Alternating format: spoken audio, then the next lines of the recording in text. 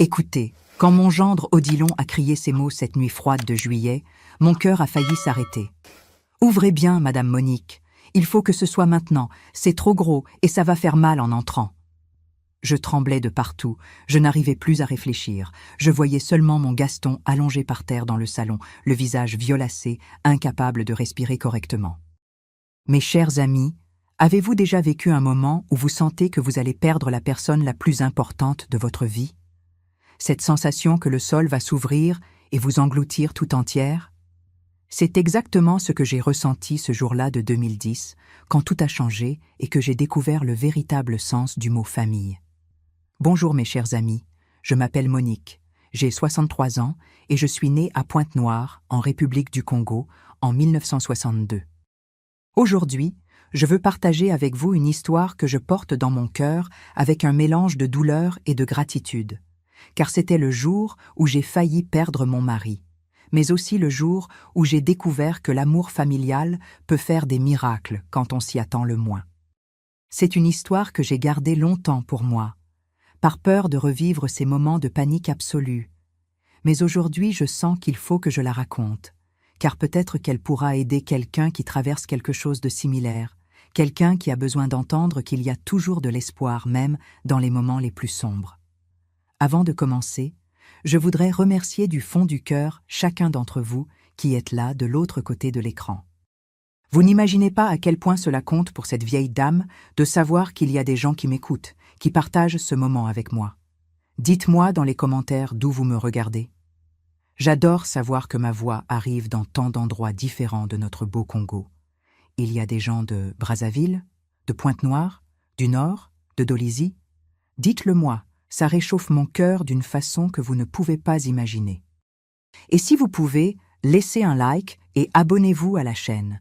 Ça aide beaucoup cette vieille dame à continuer de raconter ses histoires et peut-être toucher le cœur de plus de personnes qui ont besoin d'entendre qu'il y a toujours de l'espoir, même dans les moments les plus difficiles de notre vie. Il faut que je remonte un peu dans le temps pour que vous compreniez bien toute cette histoire. C'était en 2008. 2 ans avant ce jour terrible que je vais vous raconter en détail. Gaston et moi étions mariés depuis 31 ans à cette époque. J'ai rencontré mon mari quand je n'avais que 17 ans, lors d'une fête de quartier sur la place centrale de Pointe-Noire en 1979. C'était une époque différente, mes chers amis, une époque où les choses étaient plus simples, plus lentes, plus authentiques d'une certaine façon. Je me souviens comme si c'était hier de cette soirée de juin. J'étais allée à la fête avec mes amies, toutes excitées, portant ces pagnes colorées qui étaient à la mode à l'époque. La place était toute décorée avec des guirlandes de lumière qui dansaient dans le vent doux du soir. Il y avait de la musique qui résonnait au centre, l'odeur de brochettes mélangée à celle des beignets et des arachides grillés dans l'air. Les stands vendaient des douceurs typiques, des makalas, du ngalou, ces arachides torréfiés qui étaient délicieuses. La rumba congolaise faisait bouger tout le monde. C'est là, près du stand de bonbons, que j'ai vu Gaston pour la première fois. Il était avec des amis, en train de rire de quelque chose, et quand nos regards se sont croisés, j'ai senti quelque chose de différent dans ma poitrine. Il était beau d'une beauté simple, vous voyez? Les cheveux courts, bien coiffés, ce sourire un peu timide, des yeux marrons qui semblaient honnêtes. Il avait 22 ans à l'époque, travaillait déjà comme aide-mécanicien depuis l'âge de 15 ans. C'était un garçon sérieux, travailleur, d'une famille modeste, mais de bon caractère. Ce soir-là, nous avons dansé ensemble, et c'est là que notre histoire a commencé. Les mois suivants, Gaston venait chez moi tous les dimanches après le déjeuner. Mon père, qui était un homme strict, le surveillait, mais il voyait que le jeune homme était travailleur, respectueux, pas de ceux qui veulent juste séduire les filles. 1 an et demi plus tard, en décembre 1980, nous nous sommes mariés lors d'une cérémonie simple à l'église du quartier. Je portais une robe blanche que ma mère avait cousue, lui un costume emprunté au patron. C'était un jour heureux, même avec peu de moyens, parce que nous nous aimions vraiment. Nous avons commencé notre vie en habitant une petite chambre au fond de la maison de sa mère. C'était étroit, simple, mais c'était notre petit coin.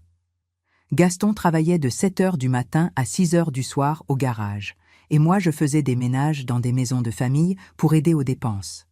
Nous économisions chaque franc qui restait, rêvant du jour où nous aurions notre propre maison. Ce furent des années de beaucoup de travail, de beaucoup de sacrifices, mais aussi de beaucoup d'union. Nous rions ensemble des difficultés, nous nous soutenions quand les choses se compliquaient, nous partagions les rêves et les espoirs. Notre fille Odette est née en 1983, 3 ans après le mariage. Je n'oublierai jamais le visage de Gaston quand il a vu la petite pour la première fois. Il a pleuré, mes chers amis. Cet homme sérieux et dur a pleuré comme un enfant. Il a tenu ce petit être dans ses bras avec tant de précaution, comme si elle allait se briser, et il a murmuré « Je vais prendre soin de vous deux pour le reste de ma vie ». Et il a tenu cette promesse, toujours. Avec l'arrivée d'Odette, que nous appelions Dédé, la vie est devenue encore plus difficile. Maintenant, il y avait 3 bouches à nourrir, et malgré tous nos efforts, l'argent manquait toujours. Mais nous nous débrouillions. Je cousais des vêtements pour la petite avec des chutes de tissu que je recevais des patronnes. Gaston faisait des petits boulots le samedi pour gagner un supplément. Nous n'avions aucun luxe, mais notre fille n'a jamais manqué du nécessaire. Quand Dédé avait 5 ans, en 1988, nous avons finalement réussi à acheter notre terrain. C'était dans un quartier éloigné du centre, à Mpita, un endroit simple où vivaient des gens travailleurs comme nous. Le terrain était petit, mais il était à nous. Gaston a commencé à construire notre maison petit à petit, les week-ends, avec l'aide d'amis. Brique par brique, il élevait ces murs qui allaient abriter notre famille. Il nous a fallu 2 ans pour terminer la construction. 2 ans à transporter des matériaux, à mélanger du ciment, à monter des murs, à poser le toit. Les mains de Gaston étaient toujours calleuses, blessées, mais il ne se plaignait jamais. Il disait qu'il construisait l'avenir de sa fille, et que cela valait tous les sacrifices. En 1990, nous avons finalement emménagé. C'était une maison simple, 3 petites chambres, un salon où tenait à peine un canapé, une cuisine étroite, mais c'était le palais que nous avions construit avec sueur et larmes. Les années suivantes, la vie s'est améliorée petit à petit. Gaston a obtenu un emploi fixe au garage de M. Mbemba, un homme âgé qui avait son affaire depuis de nombreuses années. Le salaire était meilleur. Il avait un contrat en bonne et due forme. Cela nous donnait une sécurité que nous n'avions jamais eue auparavant. J'ai arrêté de travailler dans les maisons et j'ai commencé à faire des gâteaux pour les vendre. Je faisais des beignets, des mikates, des makalas. Je les apportais pour vendre dans les bureaux, dans les boutiques. Ça ne rapportait pas beaucoup d'argent, mais ça aidait aux dépenses et ça me permettait d'être plus à la maison pour m'occuper de Dédé. Notre fille a grandi dans une maison pleine d'amour, même avec peu de moyens. C'était une enfant studieuse, dévouée, toujours le nez dans les livres. Elle rêvait de faire des études universitaires, quelque chose que ni Gaston ni moi n'avions pu faire. Nous l'encouragions autant que possible, même en sachant qu'il serait difficile de payer l'université. Mais nous croyions que si elle étudiait beaucoup, elle obtiendrait une bourse ou une aide quelconque. Dédé a terminé le lycée en 2001, avec d'excellentes notes. Elle a passé le concours d'entrée pour les soins infirmiers dans une école privée et a obtenu une bourse partielle. Nous nous sommes serrés la ceinture pour payer l'autre moitié, mais nous voyons cela comme un investissement dans son avenir. Pendant les 4 années d'études, elle étudiait le matin et travaillait l'après-midi comme assistante administrative dans une clinique. C'était un rythme difficile, mais elle ne se plaignait jamais. Elle avait la même détermination que son père, la même volonté de ne pas abandonner. C'est pendant ses études, en 2003, que Dédé a rencontré Odilon. Il avait 2 ans de plus qu'elle, était en dernière année d'infirmier dans la même école. Nous avons appris l'existence de ce garçon parce qu'elle a commencé à le mentionner dans les conversations. « Maman, il y a un camarade qui m'a aidé avec le travail d'anatomie. Papa, j'ai rencontré un garçon qui vient aussi d'une famille modeste et qui travaille pour payer ses études. » C'étaient de petits commentaires. Mais moi, en tant que mère, je sentais déjà qu'il y avait quelque chose de différent dans ses paroles. Quand Dédé nous a finalement présenté Odilon officiellement, vers la mi-2004, j'avoue que j'étais méfiante. Le garçon était différent de tout ce que nous connaissions. Il parlait bien, utilisait des mots que je ne comprenais pas toujours, avait cette manière sérieuse, presque formelle. Il venait d'une famille du Poul, était venu à Pointe-Noire seul à 18 ans pour tenter une vie meilleure. Il habitait dans une petite pension, travaillait pendant la journée dans un hôpital comme aide-soignant et étudiait le soir. C'était un garçon courageux, c'était visible, mais cette manière qu'il avait me rendait inquiète. Je me disais, est-ce que ce jeune homme n'est pas trop fier? Est-ce qu'il ne va pas trouver que notre famille est trop simple pour lui? Est-ce qu'il va bien traiter ma fille, ou va-t-il vouloir la faire se sentir inférieure? Ce sont des peurs stupides de mère, je sais, mais à l'époque, elles semblaient très réelles. Gaston aussi était méfiant, avec cette attitude de père protecteur, analysant chaque parole, chaque geste du garçon. Mais avec le temps, Odilon a montré qui il était vraiment. Il venait nous rendre visite fréquemment, apportant toujours quelque chose, du pain, un gâteau qu'il achetait à la boulangerie. Il parlait avec Gaston des voitures, même s'il n'y connaissait pas grand-chose, mais il montrait un intérêt sincère. Il m'aidait à mettre la table avant le déjeuner, complimentait ma cuisine d'une manière qui semblait authentique. Il traitait Dédé avec un respect et une affection dont toute mère rêve. Petit à petit, j'ai réalisé que j'avais mal jugé le garçon. Cette manière sérieuse qu'il avait n'était pas de l'orgueil, c'était juste une façon différente d'être. Il avait grandi en devant se débrouiller seul dès son jeune âge. Cela avait fait de lui une personne plus fermée, plus prudente. Mais quand on gagnait sa confiance, on voyait qu'il avait un cœur énorme, qu'il était vraiment quelqu'un de bien. Odilon a obtenu son diplôme d'infirmier fin 2004 et a rapidement trouvé un emploi fixe à l'hôpital général de Pointe-Noire. C'était un grand hôpital, une référence dans la région, et il était fier d'avoir obtenu le poste. Dédé avait encore 1 an d'études devant elle, mais elle était déjà enthousiaste à l'idée de travailler au même endroit que son petit ami une fois diplômé. Leur relation a duré 3 ans. 3 ans pendant lesquels nous avons vu cet amour grandir et se renforcer. Ils se complétaient d'une belle manière. Elle était plus expansive, bavarde, enjouée. Lui était plus calme, réfléchi, posé. Ensemble, ils trouvaient un équilibre parfait. En 2007, Odilon a demandé Dédé en mariage. C'était un samedi soir, ici même à la maison, après un déjeuner en famille. Il nous a appelés dans le salon, nerveux, et a demandé la bénédiction de Gaston pour épouser sa fille. Mon mari, ému, a embrassé le garçon et a dit que ce serait un honneur de l'avoir comme gendre. Le mariage a eu lieu en septembre 2007, lors d'une cérémonie simple mais belle, dans la même église où Gaston et moi nous étions mariés 27 ans auparavant. Dédé était magnifique dans sa robe blanche. Odilon était élégant en costume sombre. C'était un jour très heureux, de ceux qu'on garde dans son cœur pour toujours. Voir ma fille construire sa propre famille, avec un homme bien à ses côtés, était l'une des plus grandes joies que je pouvais ressentir. Tous les deux ont loué un petit appartement dans un immeuble simple, à environ 20 minutes en taxi de chez nous. C'était un endroit modeste, juste une chambre, un petit salon, une petite cuisine. Mais ils étaient heureux. Dédé avait obtenu son diplôme et travaillait aussi à l'hôpital général au service de pédiatrie. Odilon travaillait aux urgences. Tous les deux faisaient des gardes difficiles, des horaires de fou, mais ils réalisaient le rêve de travailler dans la profession qu'ils avaient choisie. Tous les dimanches, ils venaient déjeuner chez nous, une tradition que nous maintenions avec affection. Je préparais les plats que Dédé aimait depuis petite. Du poulet moambe, du saka-saka, du fufu. Nous passions l'après-midi à discuter, à nous raconter nos semaines, à rire des histoires de l'hôpital qu'il racontait. Gaston et Odilon avaient développé une bonne relation, de respect mutuel. Ils restèrent dans le garage à bricoler la voiture, à parler de football, de politique, de la vie. C'est ainsi que nous sommes arrivés en 2008. J'avais 46 ans, Gaston 58. La vie était à un bon rythme, stable. Nous n'étions pas riches, mais nous avions suffisamment. Nous ne manquions de rien, nous arrivions à payer les factures, il restait même un peu à mettre de côté. Ma fille était mariée et heureuse, mon mari travaillait, la santé était bonne. Je me sentais reconnaissante pour tout ce que nous avions accompli.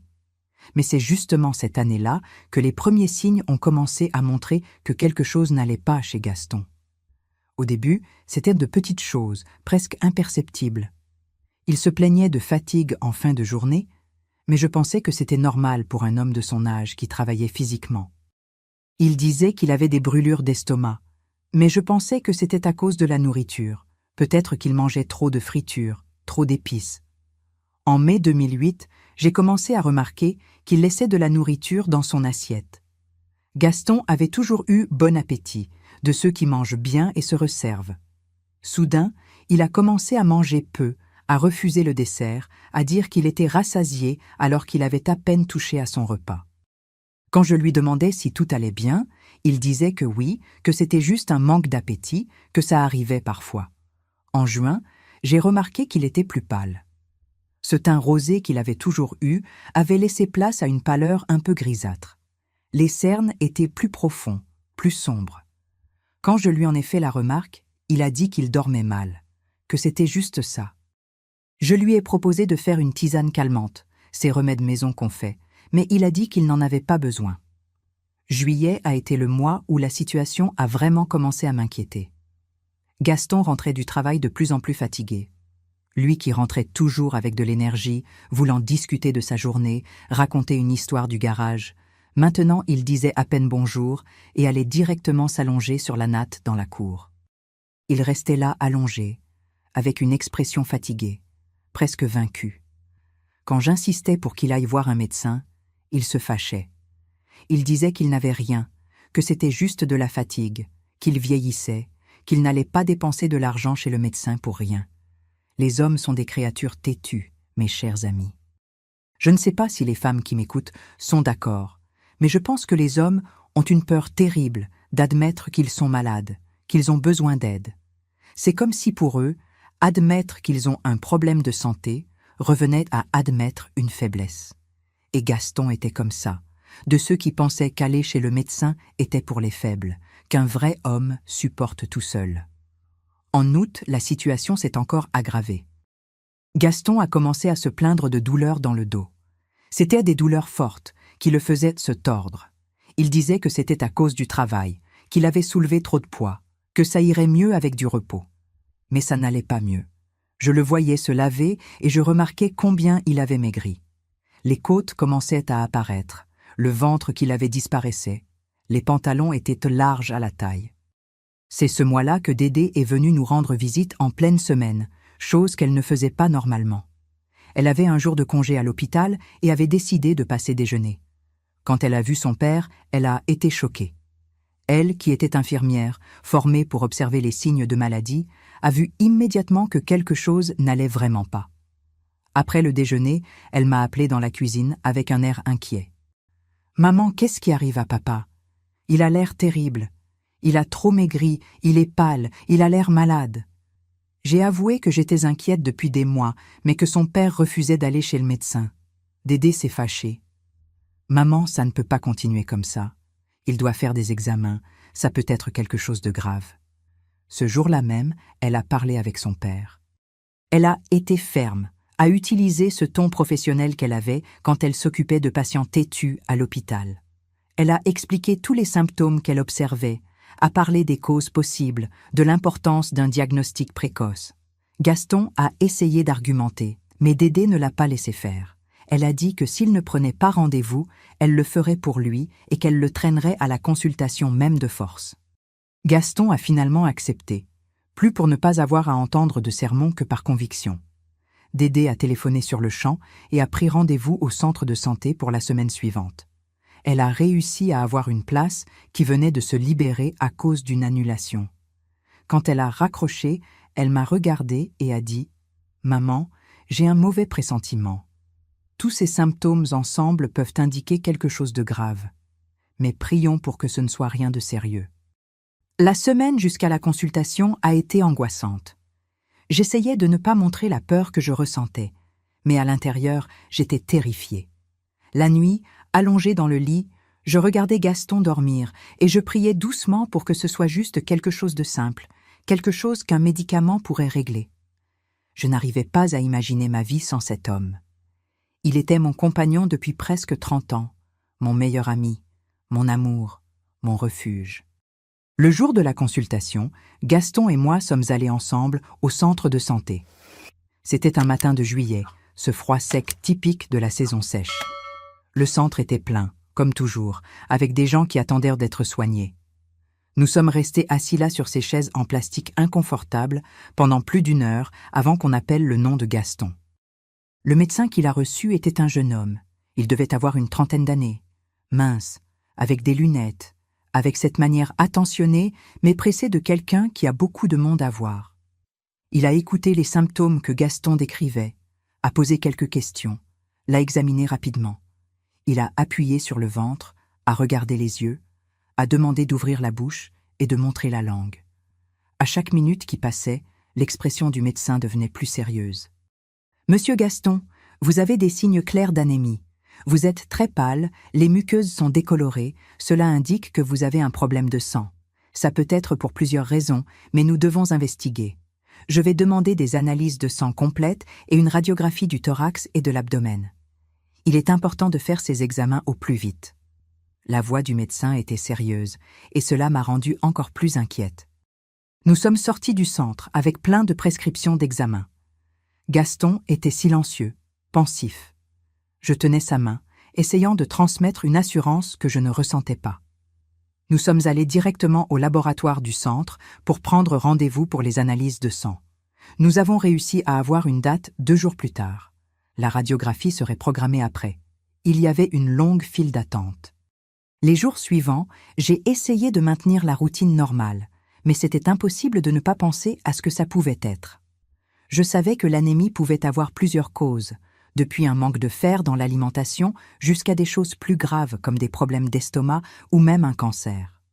J'essayais de chasser ces mauvaises pensées, mais elles revenaient tout le temps, surtout la nuit quand je n'arrivais pas à dormir.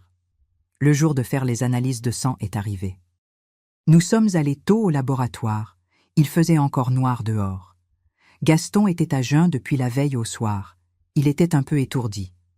La dame qui a prélevé le sang était expérimentée. Elle a trouvé la veine rapidement et a rempli plusieurs tubes. Elle a dit que les résultats seraient prêts dans 1 semaine. Cette semaine a été la plus longue de ma vie. Chaque jour traînait comme si c'était un mois. J'essayais de m'occuper avec les tâches de la maison, avec mes gâteaux que je vendais, mais ma tête était toujours sur ces analyses, sur ces résultats qui allaient revenir. Gaston continuait à travailler, mais je voyais qu'il était aussi inquiet, même s'il essayait de le cacher. Dédé appelait tous les jours pour savoir comment allait son père, s'il y avait du nouveau. Odilon aussi montrait de l'inquiétude, disait qu'il espérait que ce soit juste une anémie simple, traitable, avec des suppléments de fer. Mais on sentait qu'il avait aussi des doutes, que les années d'expérience à l'hôpital lui avaient appris à reconnaître quand quelque chose était plus sérieux. Finalement, le jour de récupérer les résultats des analyses est arrivé. C'était un vendredi, fin juillet. Je suis allée seule au laboratoire parce que Gaston travaillait. J'ai pris l'enveloppe scellée avec les résultats, les mains tremblantes. Je suis rentrée à la maison et je suis restée là, assise à la table de la cuisine, regardant cette enveloppe sans avoir le courage de l'ouvrir. Je savais que c'était le médecin qui devait lire et interpréter, mais la tentation de jeter un œil était forte. J'ai appelé Dédé. J'ai expliqué que j'avais les résultats, mais que je ne savais pas si je devais les ouvrir. Elle m'a dit de les ouvrir, oui, qu'elle pourrait comprendre les chiffres et me dire s'il y avait quelque chose de très inquiétant. La main tremblante, j'ai ouvert l'enveloppe et j'ai commencé à lui lire les résultats au téléphone. Il y avait plein de chiffres que je ne comprenais pas, des noms compliqués de substances. Quand je suis arrivée à la partie de l'hémoglobine, Dédé m'a demandé de répéter le chiffre. « Maman, combien a donné l'hémoglobine ?» J'ai lu 8,3. De l'autre côté de la ligne, je l'ai entendu respirer profondément. « Maman, c'est très bas. Le normal, c'est au-dessus de 12 pour les hommes. Il a une anémie sévère. Il faut prendre rendez-vous avec le médecin en urgence. » Mon cœur s'est serré dans ma poitrine. Je savais que ce n'était pas bon, mais entendre ça de la bouche de ma fille, qui était professionnelle de santé, rendait tout plus réel, plus effrayant. Dédé a dit qu'elle allait parler avec Odilon, qu'ils allaient essayer d'accélérer les choses, obtenir une consultation plus rapide, peut-être réussir à faire les autres examens par l'hôpital où il travaillait. Quand Gaston est rentré du travail ce soir-là, je lui ai montré les résultats. J'ai vu l'inquiétude passer dans ses yeux, même s'il essayait de la cacher. « Ça doit être juste un manque de fer, Monique. Je vais prendre des médicaments et je vais guérir. » Mais sa voix n'avait pas de conviction. Le samedi matin, Dédé et Odilon sont venus à la maison. Odilon avait parlé avec quelques médecins qu'il connaissait à l'hôpital et avait réussi à accélérer les choses. Il avait en main des prescriptions pour faire une endoscopie digestive et une coloscopie, des examens qui pouvaient montrer s'il y avait un saignement interne causant cette anémie. Il a réussi à avoir un rendez-vous pour la semaine suivante, une rapidité qui normalement prendrait des mois par le système public. Monsieur Gaston, Odilon a expliqué avec sa patience habituelle, une anémie aussi sévère a généralement une cause sérieuse derrière. Ça peut être un ulcère qui saigne, ça peut être un problème intestinal, ça peut être plusieurs choses. Ces examens vont montrer ce qui se passe. C'est important de les faire rapidement pour qu'on puisse traiter. Gaston écoutait en silence, hochant la tête. La semaine jusqu'aux examens a été tendue. Gaston a dû arrêter de travailler. Le médecin avait donné un arrêt de travail disant qu'il n'était pas en état. Ça l'a beaucoup déprimé.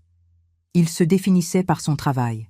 C'était un homme qui avait besoin de se sentir utile, productif. Rester à la maison sans rien faire était une torture pour lui. J'essayais de l'encourager, je disais que c'était juste temporaire, que bientôt il serait de retour au travail. Le jour des examens est finalement arrivé. C'était un jeudi de septembre. Gaston devait être à jeun depuis la veille au soir. Nous sommes arrivés à l'hôpital à 6 heures du matin.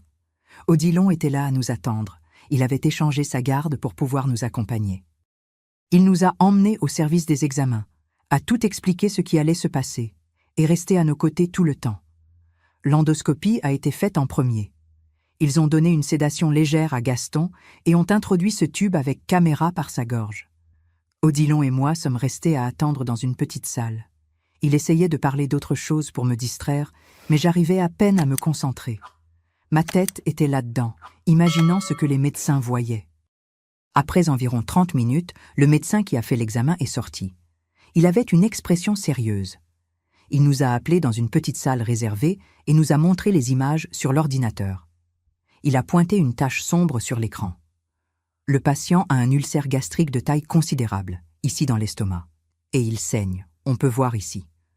Il a pointé des points plus sombres. Ça explique l'anémie. Il perd du sang constamment à travers cet ulcère. Odilon a posé plusieurs questions techniques que je n'ai pas bien comprises. Le médecin expliquait, montrait sur les images, parlait du traitement. J'ai entendu des mots comme cicatrisant, inhibiteur, surveillance. Tout semblait si compliqué, si effrayant. Quand le médecin est parti, Odilon m'a expliqué de façon plus simple. « Madame Monique, la situation est délicate mais traitable. Un ulcère de cette taille peut être dangereux. Il peut perforer et causer une hémorragie grave. Mais avec le bon traitement, il peut cicatriser. Il faudra des médicaments forts, un régime rigoureux et un suivi constant. » Quand Gaston s'est réveillé de la sédation, il était un peu dans les vapes. Nous l'avons ramené à la maison et je me suis transformée en son infirmière personnelle. J'ai suivi à la lettre toutes les instructions médicales. Le régime était super strict. Pas de café, pas d'alcool, pas de friture, pas d'aliments acides ou très épicés. Je cuisinais tout pratiquement sans sel, des aliments légers, des soupes, des bouillons, des bouillies. Gaston se plaignait que c'était de la nourriture d'hôpital, mais il mangeait tout correctement. Les médicaments étaient nombreux et devaient être pris à des heures spécifiques. J'ai fait un tableau et je l'ai collé sur le réfrigérateur avec des alarmes sur la pendule pour ne pas oublier aucune dose. Il y avait un médicament le matin à jeun, un autre avant le déjeuner, un autre après le dîner, un autre avant de dormir. C'était une routine difficile, mais je suivais tout religieusement parce que c'était la vie de mon mari qui était en jeu. Les jours sont passés et sont devenus des semaines. Septembre est devenu octobre, octobre est devenu novembre. Gaston suivait le traitement correctement, prenait tous les médicaments aux bonnes heures, mangeait seulement ce qu'il pouvait. Mais je voyais qu'il souffrait de tout ça. Ce n'était pas seulement le physique qui était atteint, c'était l'émotionnel aussi. Lui, qui avait toujours été un homme actif, travailleur, se voyait soudain enfermé à la maison, dépendant de moi pour presque tout. Il y avait des jours où il restait silencieux, regardant dans le vide, avec cette expression de quelqu'un qui a perdu le sens de sa vie. J'essayais de l'encourager comme je pouvais. Je parlais avec lui, je racontais des histoires drôles de quand nous étions jeunes, je mettais ces vieilles chansons qu'il aimait, Parfois ça marchait et je voyais un sourire apparaître sur son visage. D'autres fois, il me regardait juste avec ses yeux tristes et disait « Monique, je deviens un poids pour toi. Tu mérites un mari fort, pas ce vieux inutile ici. » Ça me brisait le cœur. Je tenais son visage entre mes mains et je regardais droit dans ses yeux. « Gaston, tu n'es pas un poids du tout. Tu es mon mari, le père de ma fille, l'homme que j'ai choisi pour partager ma vie. Dans la santé et dans la maladie, tu te souviens? C'est ce qu'on s'est promis à l'église il y a presque 30 ans. Et je vais m'occuper de toi aussi longtemps qu'il le faudra, jusqu'à ce que tu ailles mieux. » Dédé et Odilon continuaient d'être notre refuge dans toute cette tempête. Ils venaient nous voir presque tous les jours après le travail. Ils apportaient des fruits autorisés dans le régime de Gaston, des médicaments quand il manquait, des paroles de soutien. Odilon vérifiait toujours la tension de Gaston, posait des questions sur les symptômes, notait tout dans un petit cahier pour apporter aux consultations médicales. Dédé restait avec moi dans la cuisine, m'aidait à préparer les repas spéciaux, me donnait de la force dans les moments où j'étais plus faible. Il y a eu une nuit, ça devait être mi-novembre, où j'ai craqué. J'étais en train de faire la vaisselle après le dîner et soudain les larmes ont commencé à couler. Ce n'étaient pas des pleurs dramatiques. C'étaient ces pleurs silencieux de fatigue, de peur accumulée, de tension qui n'avaient nulle part où sortir. Dédé l'a remarqué, est venu par derrière et m'a serré fort. « Pleure, maman. Laisse-toi aller. Tu as été si forte tout ce temps, mais toi aussi tu as besoin d'un moment de faiblesse. » J'ai pleuré là, sur l'épaule de ma fille, comme je n'avais pas pleuré depuis des années. J'ai pleuré la peur de perdre mon mari, j'ai pleuré la fatigue d'être forte tout le temps, j'ai pleuré le manque de la vie normale que nous avions avant. Dédé m'a laissé pleurer tout ce dont j'avais besoin, me tenant juste, me donnant cette affection que seule une fille peut donner. Quand je me suis finalement calmée, elle a essuyé mes larmes et a dit « Maman, papa va aller bien. » Il répond au traitement « Les examens vont mieux. Tout va bien se passer, tu vas voir. » Et effectivement, les examens de contrôle que Gaston a fait fin novembre ont montré une amélioration. L'hémoglobine était montée à 10,2. C'était encore en dessous de la normale, mais c'était une amélioration significative. Le médecin a dit que l'ulcère cicatrisait, que le traitement fonctionnait. Pour la première fois en des mois, j'ai senti un petit peu d'espoir véritable dans ma poitrine. Décembre est arrivé apportant cette ambiance de fin d'année, de fête, de renouveau. Gaston allait visiblement mieux. Il avait repris un peu de poids, la couleur de sa peau était moins pâle, il souriait plus. Le médecin l'a autorisé à reprendre quelques activités légères, rien d'effort physique encore, mais au moins il pouvait faire quelques tours dans la cour, s'occuper des plantes, faire de petites choses qui le faisaient se sentir utile à nouveau. À Noël de cette année 2008, nous avons fait un réveillon simple mais plein d'amour. J'ai adapté toutes les recettes pour le régime de Gaston, mais j'ai réussi à faire une belle table. Il y avait de la dinde rôtie assaisonnée seulement avec des herbes, du riz blanc bien cuit, de la farce sans piment, une salade fraîche. Comme dessert, j'ai fait un flan au lait sans excès de sucre, qui était son dessert préféré. Dédé et Odilon sont venus dîner, et nous avons passé toute la soirée à discuter, rire, remercier d'être tous ensemble et de l'amélioration de Gaston. L'année 2009 a commencé avec cette bonne énergie de recommencement. Gaston était enthousiaste, parlait de retourner travailler bientôt. Le médecin avait dit qu'il devrait faire de nouveaux examens en février pour voir comment était l'ulcère, et si tout allait bien, il pourrait penser à retourner au travail de façon graduelle. Mon mari comptait les jours pour ce moment. Le garage lui manquait, les collègues lui manquaient, cette odeur de graisse et d'huile qui avait imprégné toute sa vie lui manquait. Janvier est passé tranquillement. Février est arrivé et nous avons fait les nouveaux examens. L'endoscopie de contrôle a montré que l'ulcère avait cicatrisé presque complètement. Il restait encore une petite marque, mais il ne saignait plus. L'hémoglobine était à 11,5, presque normale. Le médecin a été satisfait des résultats et a autorisé Gaston à retourner au travail, mais avec des restrictions. Pas de soulever de poids excessifs, pas de faire d'efforts qui causeraient trop de pression sur l'abdomen, et surtout, maintenir le régime et les médicaments religieusement. Monsieur Mbemba, qui était le propriétaire du garage et un homme au bon cœur, a accueilli Gaston avec joie. Il a dit qu'il avait gardé sa place, qu'il avait besoin d'un bon mécanicien comme lui. Mais ils ont convenu que Gaston ne travaillerait qu'à mi-temps au début, de 7 heures du matin à midi. C'était pour voir comment son corps allait réagir, s'il allait supporter le rythme. Mars 2009 a marqué le retour de Gaston au travail. Je me souviens de son excitation ce premier matin. Il s'est levé tôt, a pris sa douche en fredonnant, a mis sa combinaison bleue de mécanicien avec fierté. Il a pris le petit déjeuner léger que j'avais préparé, a embrassé mon front et est parti travailler avec un sourire sur le visage. C'était bon de le revoir comme ça, avec cette lumière dans les yeux de quelqu'un qui avait récupéré un morceau de l'identité qu'il avait perdue. Les premiers jours ont été bons. Gaston rentrait à la maison fatigué, mais c'était une bonne fatigue, de quelqu'un qui avait travaillé et s'était senti utile. Il déjeunait, se reposait tout l'après-midi, dînait tôt et dormait bien. Je continuais fermement avec le régime strict, je ne relâchais pas du tout. Je savais que n'importe quel écart pouvait faire revenir l'ulcère, et je ne voulais rien risquer. Avril, mai, juin sont passés dans une routine tranquille. Gaston s'adaptait au nouveau rythme de travail. Juillet est arrivé apportant le froid caractéristique de la saison sèche congolaise. Gaston a commenté quelquefois qu'il se sentait un peu plus fatigué.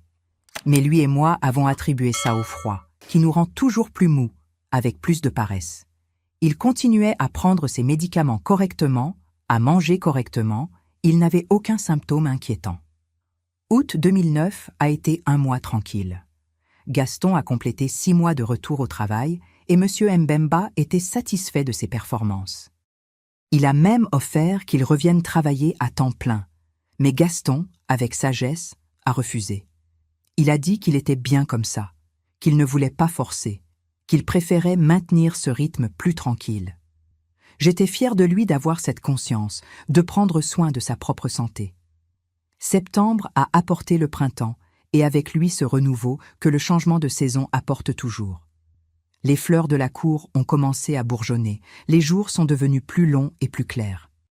Gaston allait bien, j'allais bien, Dédé et Odilon allaient bien. La vie avait retrouvé cette normalité agréable qu'on ne valorise qu'après avoir traversé une turbulence. En octobre, nous avons fait de nouveaux examens de contrôle. L'endoscopie a montré que l'ulcère avait complètement cicatrisé.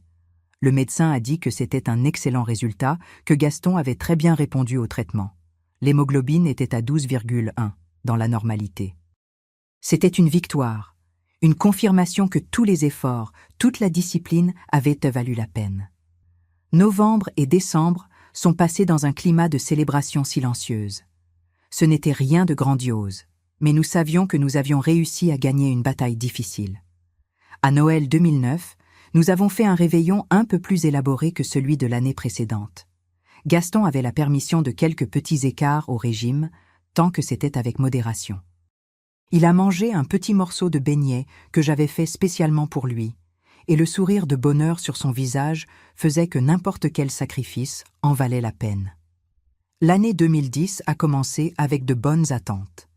Gaston complétait 1 an de traitement réussi. Le médecin a dit qu'il devrait toujours maintenir les précautions, que cet ulcère avait été sérieux et pouvait revenir s'il ne faisait pas attention, mais que les choses étaient sous contrôle. Je maintenais la vigilance avec l'alimentation, avec les médicaments, avec tout. Janvier et février 2010 ont été des mois normaux.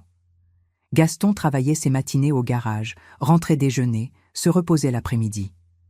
Les week-ends, Dédé et Odilon venaient déjeuner, nous discutions, rions, profitions du temps ensemble.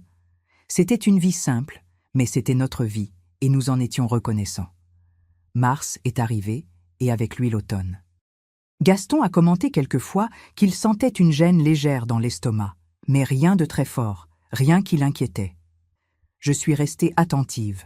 Je demandais s'il prenait bien ses médicaments, s'il n'avait pas mangé quelque chose qu'il ne devait pas. Il assurait qu'il faisait tout correctement, que ça devait être juste un malaise passager. Avril a été le moment où j'ai commencé à remarquer que quelque chose n'allait pas totalement bien. Gaston a recommencé à avoir ses brûlures d'estomac, chose qui avait disparu depuis des mois. Il prenait les médicaments prescrits, mais la sensation revenait quelques heures après. J'ai pris rendez-vous avec le médecin pour début mai pour vérifier ce qui se passait. À la consultation, le médecin a écouté les symptômes et a demandé une nouvelle endoscopie. Il a dit qu'il était important de vérifier si l'ulcère ne revenait pas. Nous avons pris rendez-vous pour l'examen fin mai. J'étais inquiète, mais j'essayais de ne pas trop le montrer pour ne pas rendre Gaston nerveux. Lui aussi était inquiet, mais faisait semblant que tout allait bien. L'examen de mai a montré qu'il y avait une petite lésion à l'endroit où avait été l'ulcère précédent. Ce n'était pas grand, mais c'était là.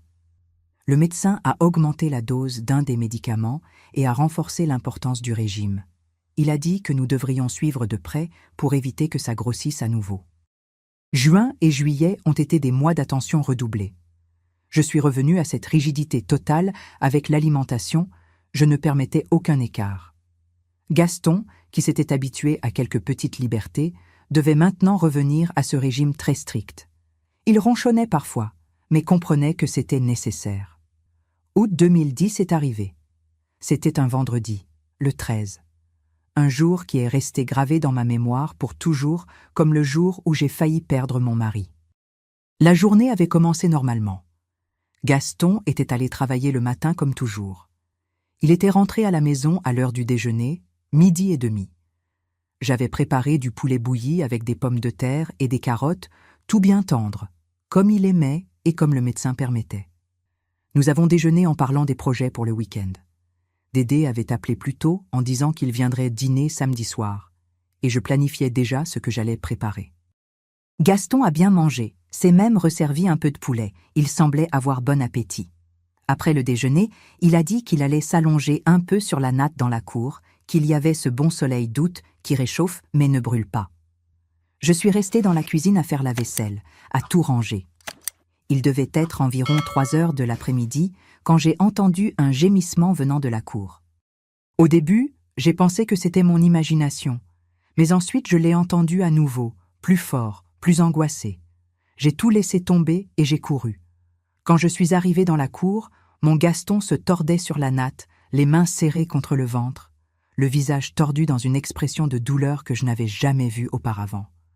La sueur coulait sur son front, les lèvres étaient pâles, presque blanches. « Monique, il a réussi à parler entre des gémissements. Ça fait trop mal, ça brûle à l'intérieur, on dirait qu'il y a du feu dans mon ventre. » Mon cœur s'est emballé dans ma poitrine.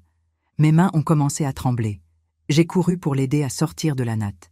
Il arrivait à peine à tenir debout, il était plié de douleur. J'ai passé son bras par-dessus mon épaule et j'ai essayé de le soutenir. Nous avons marché lentement, très lentement, jusqu'à réussir à entrer dans la maison. Chaque pas était une souffrance pour lui. Je sentais son corps trembler de douleur. J'ai réussi à l'amener jusqu'au canapé du salon.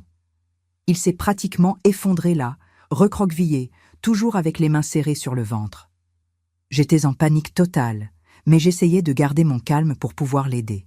« Je vais appeler Dédé », j'ai dit, courant déjà vers le téléphone fixe qui était sur la petite table à côté du canapé.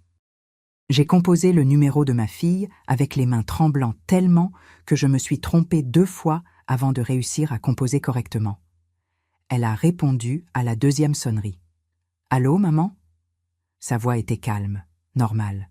« Dédé, viens vite. Ton père va très mal. Il a très mal au ventre. Je ne sais pas quoi faire. » Ma voix est sortie désespérée, pleurante. De l'autre côté de la ligne, Dédé a complètement changé de ton. Elle est devenue professionnelle, sérieuse. « Calme-toi, maman. Respire profondément. Comment est-il? Est-il conscient? Arrive-t-il à parler ?» J'ai regardé Gaston. Il est conscient, mais on dirait qu'il devient confus. Il gémit beaucoup de douleur. « D'accord, maman. Odilon et moi sortons maintenant de l'hôpital. Nous arrivons. Ça ne prendra pas 20 minutes. Tu restes avec lui. Ne le laisse pas seul une seule seconde, compris ? » J'ai raccroché le téléphone et je suis revenue en courant près de Gaston. Il était encore plus pâle qu'il y a quelques minutes. Sa peau semblait avoir pris une couleur un peu grisâtre, cette pâleur de la mort qu'on ne reconnaît que quand on la voit. « Gaston, mon amour, tiens bon. Dédé et Odilon arrivent. Ils seront bientôt là. Tu vas aller bien. Je promets que tu vas aller bien. » Je parlais plus pour me convaincre que pour lui. J'ai pris une serviette dans la cuisine, je l'ai mouillée avec de l'eau très froide et je l'ai passée sur son visage. Son front était chaud, fiévreux. Ses mains étaient glacées. Je tenais ses mains glacées dans les miennes, essayant de passer de la chaleur, de passer de la vie. Ne me quitte pas, Gaston. Tu as promis que tu prendrais soin de moi et de Dédé. Tu ne peux pas briser cette promesse maintenant. Il essayait d'ouvrir les yeux et de me regarder, mais je voyais qu'il devenait de plus en plus difficile pour lui de rester conscient. Il a commencé à dire des choses incohérentes. Monique. Le garage. Je dois finir la voiture de Monsieur Anselme. J'ai promis pour aujourd'hui. Je serrai sa main. Oublie le garage maintenant, Gaston. Ce dont tu as besoin, c'est d'aller bien. Ces 20 minutes jusqu'à l'arrivée de Dédé et Odilon ont été les plus longues et terribles de toute ma vie. Chaque seconde traînait comme si c'était une heure. Je restais là, tenant la main de mon mari, priant doucement toutes les prières que je connaissais. J'ai prié la Vierge Marie, Saint Joseph, tous les saints que je connaissais. J'ai fait des promesses, des négociations avec Dieu. Seigneur, si vous laissez mon mari en vie, je ferai ce que vous voudrez. J'irai à l'église tous les jours, j'aiderai les pauvres, je ferai tout ce qu'il faut. Ne me l'enlevez pas maintenant, s'il vous plaît. Gaston a commencé à gémir plus fort, à se tordre sur le canapé. Soudain, il s'est penché sur le côté et a commencé à vomir. J'ai rapidement pris une bassine qui était sous la petite table et je l'ai mise sous lui. Ce qui sortait n'était pas un vomissement normal. C'était sombre. Il y avait du sang mélangé. Beaucoup de sang. Je n'avais jamais vu autant de sang de ma vie. La bassine se remplissait de ce liquide sombre et visqueux qui sentait le fer. J'étais terrifiée, mais je ne pouvais pas paniquer. Je devais m'occuper de lui. J'essuyais sa bouche avec la serviette, je tenais sa tête pour qu'il ne s'étouffe pas. « Tiens bon, mon amour. Tiens bon encore un petit peu. L'aide arrive. » Mes larmes coulaient, sans contrôle, mouillant son visage avec la sueur froide. Finalement, après ce qui a semblé une éternité, j'ai entendu le bruit d'une voiture freinant brusquement devant la maison. C'était la voiture d'Odilon.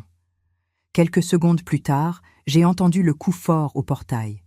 J'ai tout laissé et j'ai couru pour ouvrir. Dédé et Odilon sont entrés en courant. Odilon avait une grande mallette noire dans la main, ces mallettes de premier secours qu'il utilisait au travail. Ils ont couru vers le salon. Odilon n'a même pas perdu de temps avec les salutations. Il est allé directement examiner Gaston. Il a ouvert la mallette, a sorti un appareil pour mesurer la tension. Il a enroulé cette bande autour du bras de Gaston, a pompé et resté à regarder l'indicateur avec une expression de plus en plus sérieuse. Tension très basse. 80/50. Il a parlé à Dédé sur un ton qui essayait d'être professionnel, mais où je pouvais percevoir l'inquiétude. Il a pris une petite lampe et a ouvert les paupières de Gaston, a éclairé ses yeux. Pupille réactive, mais lentement. Il a palpé le ventre de Gaston avec précaution. Mon mari a gémi fort de douleur. Abdomen rigide, signe d'irritation péritonéale. Il disait ces termes médicaux que je ne comprenais pas, mais au ton de sa voix, je savais que c'était grave. Odilon m'a regardé, moi et Dédé. Son visage était sérieux, inquiet.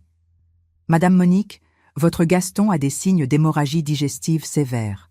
Par la rigidité de l'abdomen et les symptômes, je crois que l'ulcère a perforé. C'est très grave, il perd beaucoup de sang en interne.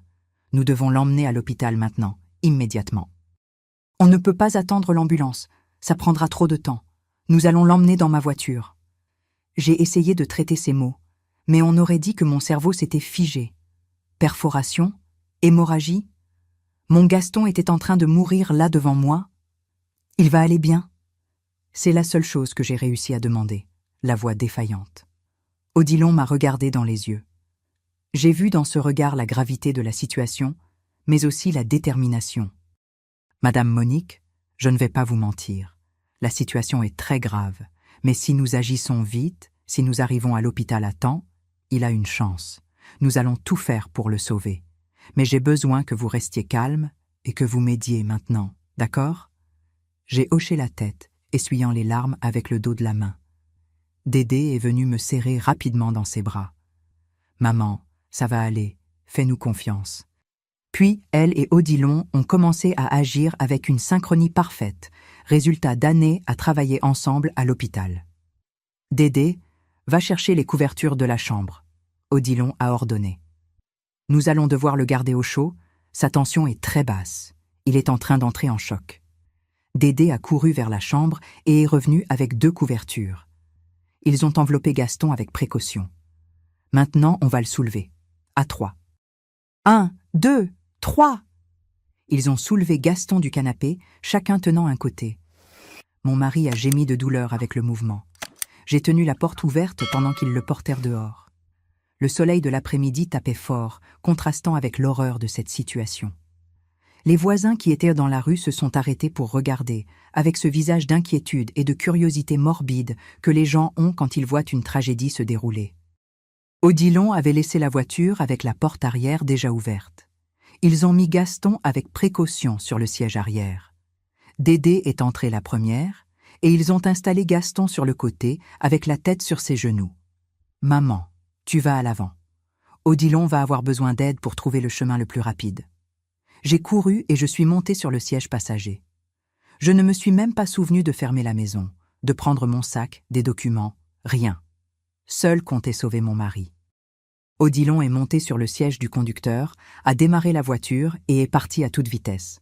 Il conduisait vite mais avec précaution, évitant les nids de poules qui pourraient causer des secousses et plus de douleur à Gaston.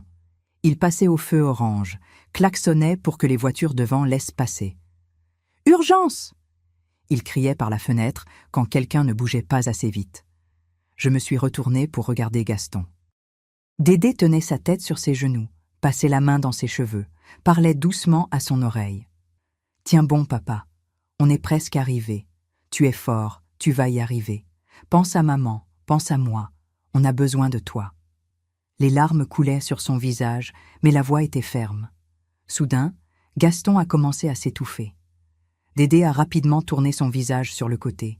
Il a vomi à nouveau, ce liquide sombre et épais plein de sang. Ça a coulé sur le siège de la voiture, sur les genoux de Dédé, par terre. Elle a pris une serviette qu'Odilon avait mise dans la voiture. Il avait pensé à tout et a essayé de nettoyer.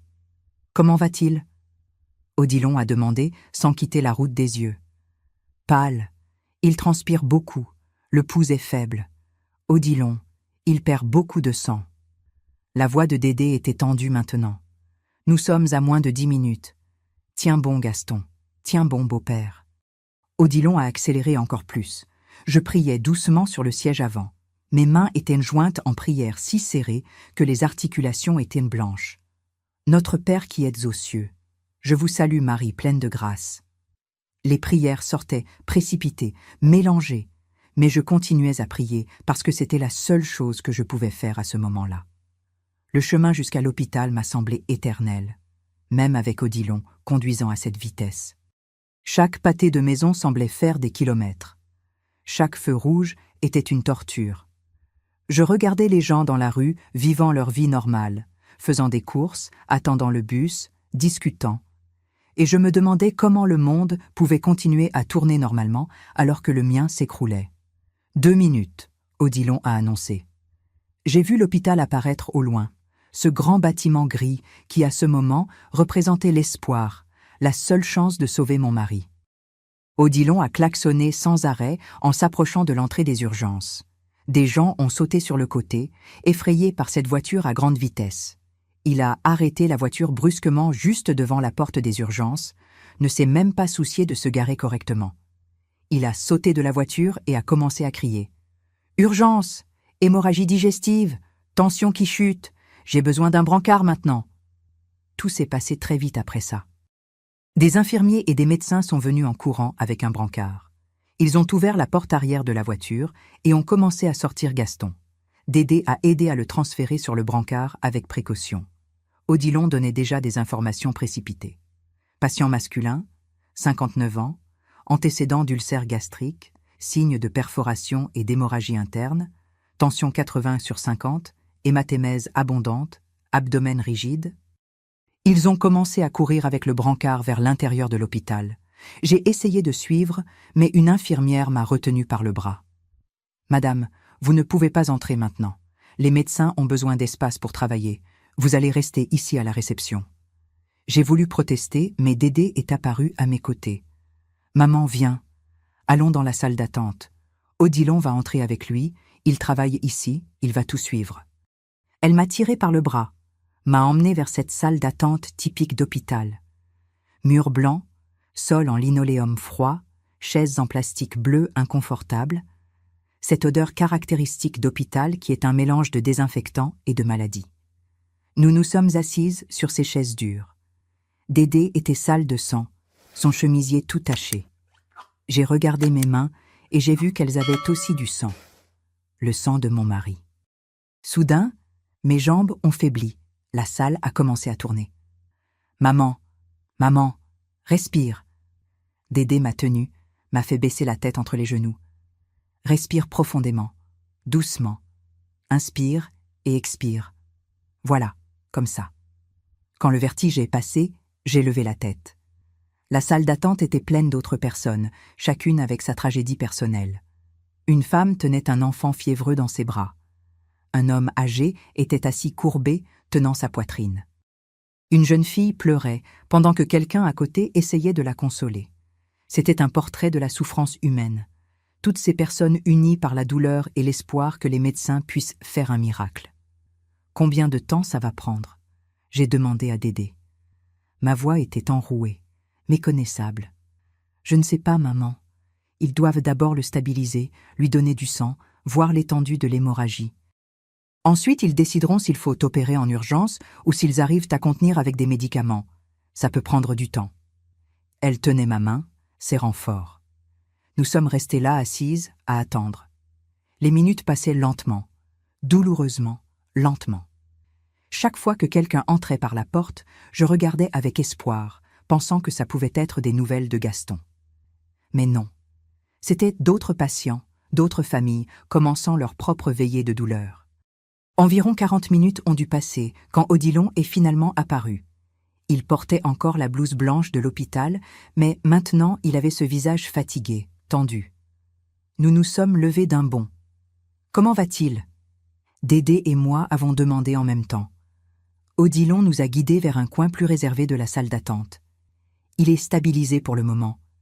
Nous lui avons donné une transfusion sanguine, il en avait beaucoup perdu. La tension est un peu remontée, mais elle est encore basse. Les médecins le préparent pour une chirurgie d'urgence maintenant. L'ulcère a vraiment perforé et il y a du sang libre dans la cavité abdominale. Il faut opérer en urgence pour arrêter l'hémorragie et réparer la perforation. Mes jambes ont à nouveau faibli. Dédé m'a tenue. Va-t-il survivre ?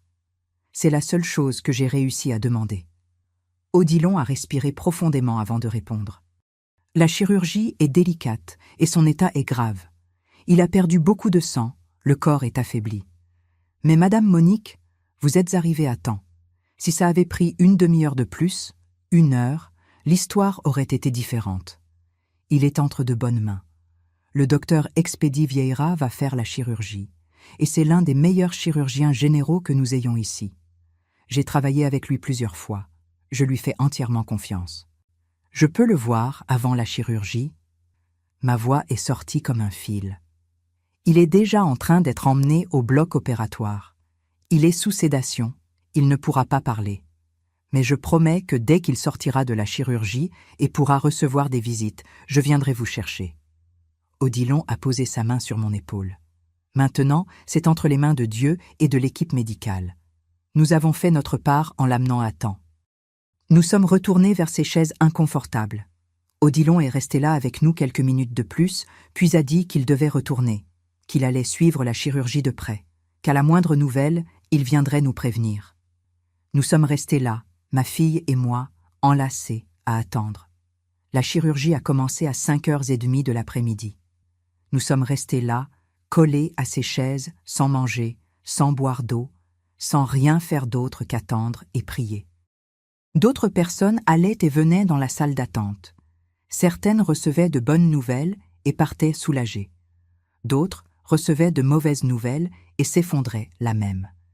La vie et la mort dansaient dans cet hôpital, décidant qui restait et qui partait. À 6h30, Odilon est apparu rapidement. Ils opèrent toujours, c'est plus compliqué que prévu. Il y avait plus de sang accumulé qu'il ne pensait, mais le docteur Expédie arrive à contrôler. Ça va prendre encore un peu de temps. Et il a disparu à nouveau. 7 heures. 7h30. 8h. La nuit est tombée dehors. Les lumières de l'hôpital sont devenues plus fortes, plus artificielles. Mon corps me faisait mal d'être restée assise dans cette position, mais je ne bougeais même pas.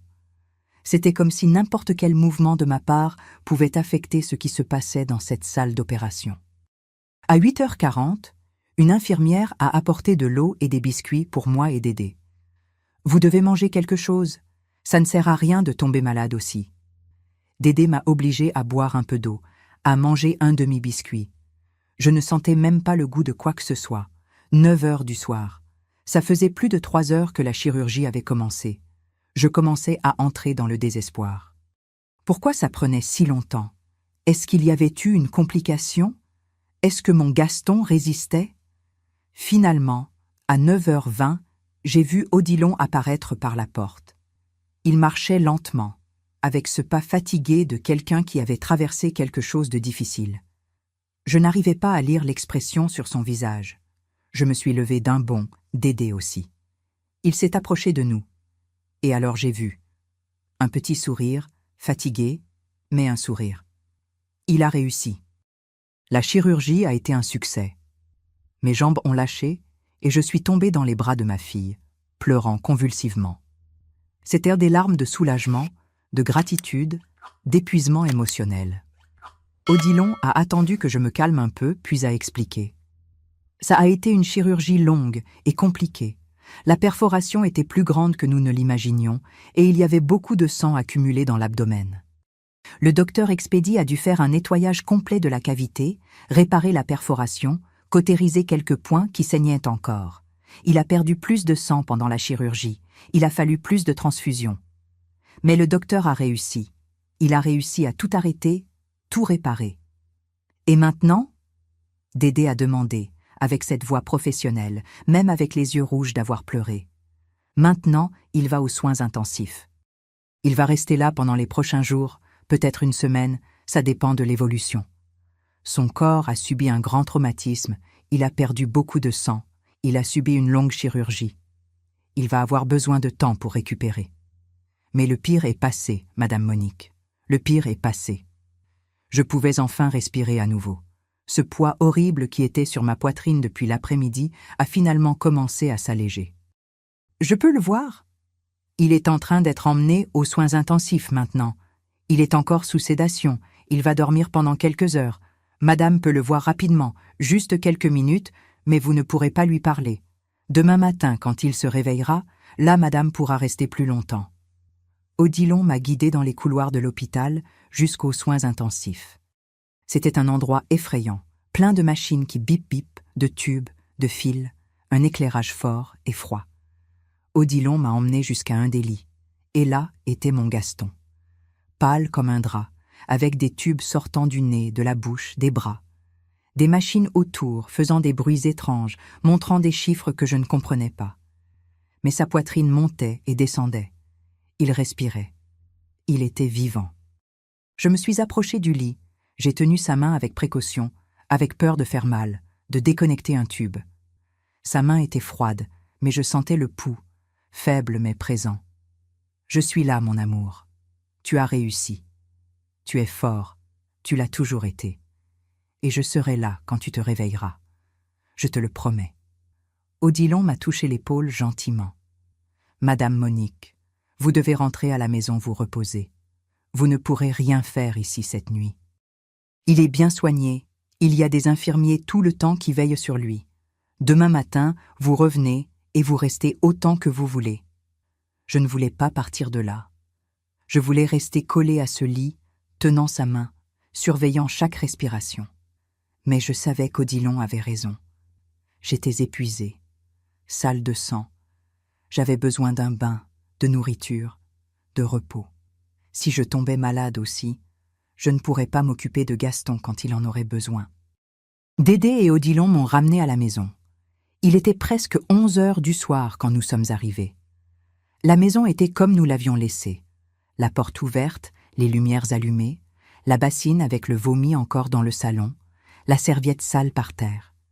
C'était comme si le temps s'était arrêté à ce moment terrible de l'après-midi.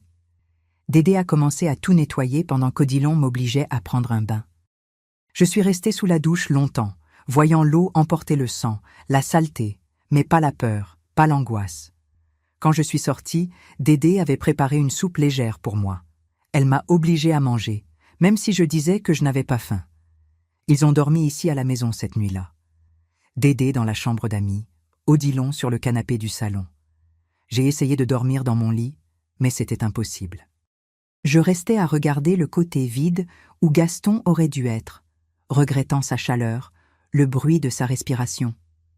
Je me suis levée plusieurs fois pendant la nuit, j'ai marché dans la maison, je suis retournée au lit, j'ai essayé de dormir à nouveau. À 5 heures du matin samedi, j'ai abandonné l'idée d'essayer de dormir. Je me suis levée, j'ai pris un café, j'ai préparé des vêtements propres dans un sac pour Gaston. À 6 heures, Dédé et Odilon étaient déjà réveillés aussi. À 6h30, nous étions à l'hôpital. Aux soins intensifs, l'infirmière a dit que Gaston avait bien passé la nuit, que les signes vitaux s'étaient stabilisés, qu'il s'était réveillé brièvement pendant la nuit, mais s'était rendormi. Je pouvais entrer le voir, mais seulement 15 minutes. Quand je suis entrée dans ces soins intensifs à nouveau, avec la lumière du jour qui commençait à entrer par les fenêtres, j'ai vu mon Gaston réveillé. Ses yeux étaient ouverts, encore un peu confus à cause des médicaments, mais ouverts. Quand il m'a vue, il a essayé de sourire, mais il y avait un tube dans sa bouche qui l'en empêchait. Je me suis approchée. J'ai tenu sa main. Cette fois, la main était plus chaude. « Bonjour, mon amour. Tu es vivant. Tu as réussi. Je savais que tu étais fort. » Les larmes coulaient sur mon visage, mais c'étaient des larmes de bonheur maintenant. Il a serré ma main faiblement. Il ne pouvait pas parler à cause du tube, mais ses yeux disaient tout. Il disait qu'il avait eu peur aussi. Il disait qu'il était heureux d'être vivant. Il disait qu'il m'aimait. Les jours suivants ont été de récupération lente. Gaston est resté 5 jours aux soins intensifs. Petit à petit, ils ont retiré les tubes, diminué les médicaments, le laissé plus conscient. Je passais toute la journée à l'hôpital. Je ne rentrais à la maison que le soir pour prendre un bain et essayer de dormir quelques heures. Dédé et Odilon étaient toujours prêts. Comme ils travaillaient dans le même hôpital, ils passaient dès qu'ils le pouvaient, entre une garde et l'autre, à l'heure du déjeuner, avant de partir. Odilon parlait avec les médecins, vérifiait que tout était fait correctement, était notre traducteur de ce monde médical que je ne comprenais pas. Après les 5 jours aux soins intensifs, Gaston a été transféré dans une chambre normale. Ça a été un énorme soulagement de sortir de cet environnement lourd des soins intensifs pour une chambre plus tranquille, plus silencieuse. Là, je pouvais rester tout le temps avec lui. Je pouvais parler plus, le voir s'améliorer chaque jour. La récupération a été lente et difficile. Gaston devait réapprendre des choses basiques. S'asseoir dans le lit sans avoir mal. Se lever pour aller aux toilettes. Manger des aliments solides à nouveau. Chaque petite conquête était célébrée comme une grande victoire. Il était resté hospitalisé 2 semaines au total. Quand il a finalement reçu son autorisation de sortie, début septembre, c'était comme gagner à la loterie. Nous sommes rentrés à la maison avec une énorme liste de soins, de médicaments, de restrictions. Mais nous rentrions à la maison, ensemble. Dédé et Odilon ont pratiquement déménagé ici les premières semaines. Ils voulaient être sûrs que tout était sous contrôle. Odilon m'a appris à faire les pansements de la chirurgie, à reconnaître les signes d'infection, à organiser les médicaments. Dédé m'aidait avec les tâches de la maison, avec la cuisine, avec tout. C'est pendant ces semaines que j'ai vraiment connu mon gendre pour de vrai. J'ai vu son dévouement, son affection, son attention. Il traitait Gaston comme si c'était son propre père. Il restait à discuter avec lui pendant des heures, le distrayant de la douleur, de la frustration d'être si faible. Il vérifiait les signes vitaux plusieurs fois par jour, toujours attentif à n'importe quel changement. Un soir, environ 3 semaines après la chirurgie, j'étais dans la cuisine en train de préparer le dîner léger de Gaston quand Odilon est entré. Il est resté là debout, avec ce visage de quelqu'un qui veut dire quelque chose, mais ne sait pas comment commencer. « Ou Madame Monique », il a finalement commencé, avec la voix un peu serrée, « je voulais vous demander pardon. J'ai arrêté ce que je faisais et je l'ai regardé, surprise. « Pardon pourquoi, mon fils ?» Pour ne pas avoir insisté plus avant. « Je suis infirmier, j'aurais dû remarquer les signes avant. J'aurais dû pousser plus Monsieur Gaston à faire des examens de contrôle, à ne pas relâcher le régime. Si j'avais été plus insistant, peut-être que tout ça ne serait pas arrivé. » J'ai laissé la cuillère que j'utilisais et je suis allée vers lui. J'ai tenu ses mains qui avaient tenu mon mari dans ce moment le plus critique, ses mains qui avaient aidé à sauver sa vie. « Odilon, tu n'as rien à te faire pardonner. Absolument rien. C'est toi qui as remarqué que quelque chose n'allait pas quand tu es venu déjeuner ici. C'est toi qui as convaincu Gaston d'aller chez le médecin. C'est toi qui as accéléré les examens. Et c'est toi qui as sauvé sa vie ce vendredi terrible. Si ce n'était pas pour toi, pour ta rapidité, pour tes connaissances, mon mari ne serait pas ici aujourd'hui. » J'ai vu les larmes commencer à couler de ses yeux. J'ai eu très peur, Madame Monique. Très peur, vraiment. Dans le chemin vers l'hôpital, je pensais qu'on n'arriverait pas à temps, que j'allais le perdre. Et je pensais à vous, à Dédé, à combien vous alliez souffrir. J'ai conduit aussi vite que je pouvais, priant tout le temps pour qu'on arrive à temps. Nous nous sommes embrassés là dans cette cuisine simple. Et j'ai remercié Dieu d'avoir mis ce garçon dans la vie de ma famille. J'ai remercié de l'avoir mal jugé au début, parce que découvrir qui il était vraiment avait été l'une des plus belles bénédictions de ma vie. Les mois suivants ont été d'adaptation à une nouvelle réalité. Gaston n'est jamais retourné travailler au garage. Le médecin a été catégorique. Le travail physique était complètement hors de question. Ça a été difficile pour lui d'accepter, très difficile. Il se sentait inutile, improductif. Mais petit à petit, il a trouvé de nouveaux buts. Il a commencé à faire de la menuiserie légère dans la cour. Il faisait des petites boîtes, des cadres, de petits objets décoratifs. Je les vendais au marché et l'argent aidait aux dépenses. Il était fier de contribuer à nouveau, même de façon différente. Il a aussi commencé à s'occuper du jardin avec plus de dévouement. Il a planté des légumes, des herbes. La cour est devenue un petit potager qui fournissait une bonne partie de notre alimentation.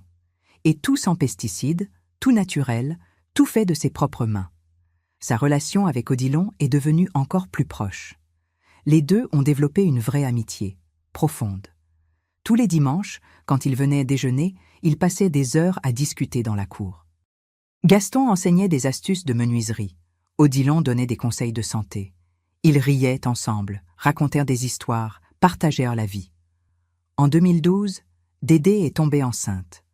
Ça a été une joie énorme pour toute la famille. Gaston était radieux avec l'idée d'être grand-père. Il a passé des mois à faire un beau berceau en bois pour le bébé. Chaque détail était fait avec soin, avec amour. Le premier petit-fils, un garçon qu'ils ont appelé Juvénal, est né en mars 2013. Voir Gaston tenant ce tout petit bébé dans ses bras a été l'une des plus belles choses que j'ai jamais vues dans ma vie. Il avait cette expression de quelqu'un qui tenait le futur, la continuation de la famille. 2 ans plus tard, est venue la deuxième petite fille, une belle fille qu'ils ont appelée Dalva. La maison se remplissait de vie chaque fois qu'ils venaient visiter avec les enfants. Le bruit, le désordre, la joie des enfants remplissaient chaque coin. Les années ont passé. 2015, 2016, 2017. Gaston vieillissait, devenait plus faible physiquement, mais il était vivant. Chaque jour de plus était un cadeau. Chaque anniversaire était une célébration de la victoire sur ce jour terrible d'août 2010. Aujourd'hui, en 2025, 15 ans après ce jour où j'ai failli perdre mon mari, il est là. Il a 74 ans, il est plus vieux, plus fragile, avec les limitations que l'âge et la maladie ont apportées. Mais il est vivant. Il est à mes côtés. Il dort encore dans le même lit que nous partageons depuis plus de 45 ans. Quand je regarde en arrière, vers ce jour terrible, vers ce moment où je pensais tout perdre, je remercie. Je remercie pour chaque personne qui était impliquée ce jour-là. Je remercie Odilon d'avoir été rapide, compétent, dévoué. Je remercie Dédé d'avoir été forte quand j'étais faible. Je remercie le docteur Expédie d'avoir eu les mains habiles qui ont sauvé mon mari. Je remercie Dieu de nous avoir donné plus de temps ensemble. Le titre de mon histoire peut avoir semblé étrange, même scandaleux pour certains. Ouvrez bien C'était trop gros, et ça a fait mal en entrant. Mais ce n'était rien de ce qu'un esprit malicieux pourrait penser. C'était la voix désespérée de mon gendre, me demandant d'ouvrir bien la bouche de Gaston pendant qu'il devait mettre un tube pour aider à la respiration, là dans la voiture, sur le chemin de l'hôpital. Le tube était trop gros, et ça a fait mal à Gaston quand il est entré, mais ça a aidé à le maintenir en vie jusqu'à ce qu'on arrive à l'hôpital. J'ai appris tellement de choses avec tout ça. J'ai appris que la famille n'est pas que le sang, c'est un choix. C'est être présent dans les moments les plus difficiles. C'est le gendre qui traite le beau-père comme un père. C'est la fille qui laisse tout pour être aux côtés de sa mère. C'est l'amour qui se manifeste en actes, en présence, en dévouement. J'ai appris que la vie peut changer en une seconde. Qu'il faut valoriser chaque moment, chaque conversation, chaque étreinte. J'ai appris que les hommes têtus ont besoin qu'on les pousse pour aller chez le médecin et que nous, les femmes, devons être fermes quand il s'agit de leur santé. J'ai appris qu'il y a toujours de l'espoir, même dans les moments les plus sombres. Même quand tout semble perdu, il peut toujours y avoir une lumière. Parfois, cette lumière vient sous la forme d'un gendre dévoué, de médecins compétents, d'infirmiers attentionnés, de voisins qui prient. Si vous m'écoutez maintenant et que vous avez quelqu'un qui ne va pas bien de santé, n'attendez pas. Insistez, battez-vous s'il le faut, mais emmenez cette personne chez le médecin. Vous pouvez être en train de sauver une vie. Des années plus tard, vous raconterez une histoire de gratitude, pas de perte. Et si vous avez dans votre vie quelqu'un comme Odilon a été pour nous, quelqu'un qui se dévoue, qui prend soin, qui est présent, valorisez cette personne. Dites-lui à quel point elle est importante. L'amour se prouve avec la présence, avec les actes, avec le dévouement. Mes chers amis, si cette histoire vous a touché d'une façon ou d'une autre, laissez votre like. Racontez-moi dans les commentaires si vous avez déjà vécu quelque chose de similaire. Dites-moi d'où vous me regardez.